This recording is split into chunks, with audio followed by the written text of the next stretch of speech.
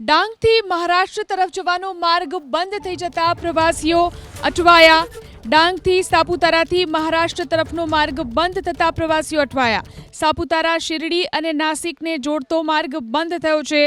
સાપુતારા ચેકપોસ્ટથી મહારાષ્ટ્ર તરફનો માર્ગ ધોવાઈ જવાને કારણે વાહન વ્યવહાર માટે બંધ કરવામાં આવ્યો છે.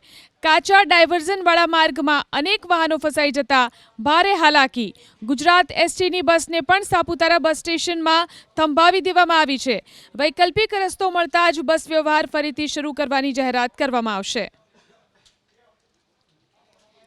તો જે રીતે સાપુતારા મહારાષ્ટ્રનો માર્ગ બંધ થયો છે તેના કારણે પ્રવાસીઓ અટવાયા.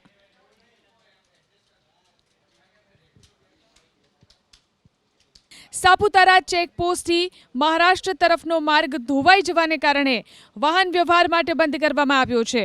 કાચા ડાયવર્ઝનવાળા માર્ગમાં અનેક વાહનો ફસાઈ જતા ભારે હાલાકી. ગુજરાત એસટીની બસને પણ સાપુતારા બસ સ્ટેશનમાં થંભાવી દેવામાં આવી છે.